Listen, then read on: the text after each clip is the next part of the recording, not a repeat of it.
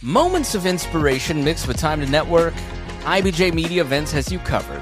From industry deep dives to awards celebrating Indiana's top leaders, see what's coming up and reserve your seat at ibj.com/RSVP. This is Inside Indiana Business Radio for the afternoon of Monday, November 3rd, 2025. I'm Alex Brown. Nearly 24 Indiana hardwood businesses have joined more than 400 others nationwide in signing a letter to the Trump administration seeking direct relief from tariffs they say are harming the U.S. hardwood industry. Craig Bruyette, president of Pike Lumber Company in Fulton County, said Mexico, China, and Canada are the top export markets for the industry, and the latter two currently have retaliatory tariffs on products coming into their countries. When you take just those three markets alone, that's, I believe, the majority of the export market for our industry. So with the trade tensions and tariffs in place, those are obvious obstacles for us to get our products into those vital markets. For his part, Bruyette said his company is focusing more on growing its domestic market. A Daviess County post-frame building company has announced plans to expand to Northeast Indiana. Graber Post Buildings has broken ground on a $12 million manufacturing and distribution warehouse in the DeKalb County town of Ashley. When complete in 2026, the facility will employ 15 people, with plans to add more over time.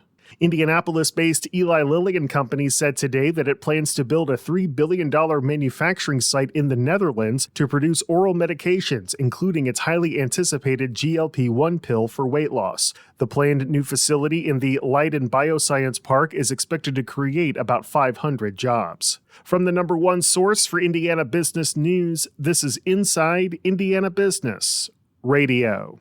Thanks for listening to this IBJ Media podcast. You're probably going to remember this ad. Do you know why?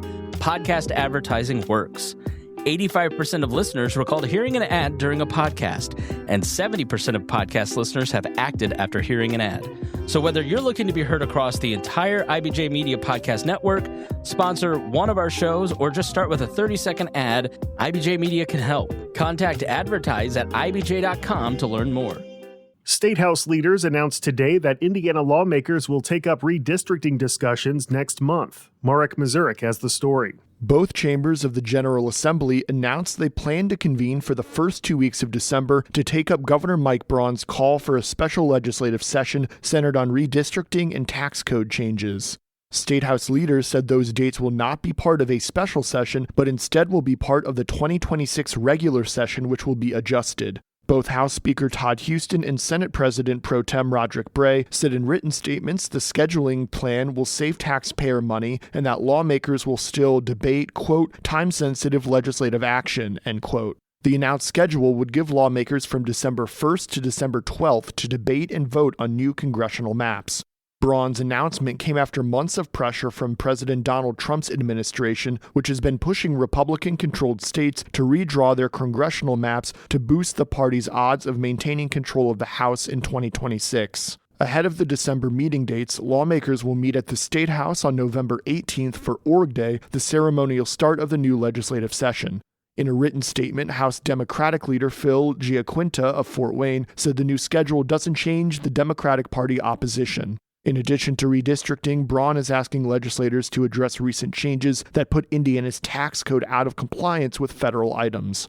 I'm Marek Mazurek for Inside Indiana Business Radio. The bird flu virus has been found once again at a commercial poultry farm in Elkhart County. This time, it's been found at a commercial breeder duck facility, impacting a total of more than 3,000 birds, according to the Indiana State Board of Animal Health. State health officials have not shared the name of the company nor given the specific location of the facility that has been affected. This marks the 10th case of highly pathogenic avian influenza found on a commercial poultry farm in Indiana since October 9th, and the 7th impacting duck production. All 10 cases have been discovered in either Elkhart County or neighboring LaGrange County in northern Indiana.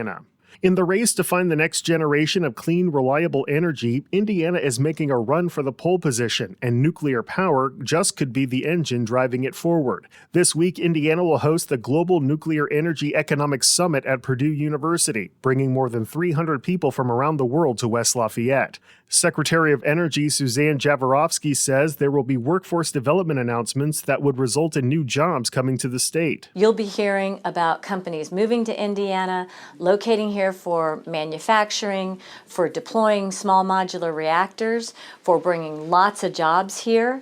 These are high-paying generational jobs, really. When a nuclear plant comes to the state, there will be jobs here for 100 to 120 years, both in terms of energy and manufacturing. She did not provide specific details on potential announcements, and Inside Indiana Business will have more information as it becomes available. New Indiana Landmarks CEO Brad Ward is this week's guest on the Business and Beyond podcast with Gary Dick, presented by PNC, a weekly conversation with high-profile Hoosiers in business, sports, and entertainment, and beyond. Available now on the IBJ Media app or your favorite podcast provider. I'm Alex Brown for Inside Indiana Business Radio on Demand. Curious about what's shaping law in Indiana?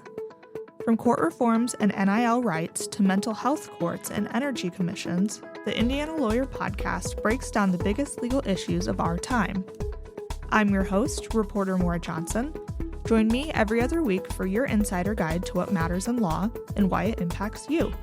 Subscribe now in your favorite podcast app or at ibjpodcasts.com.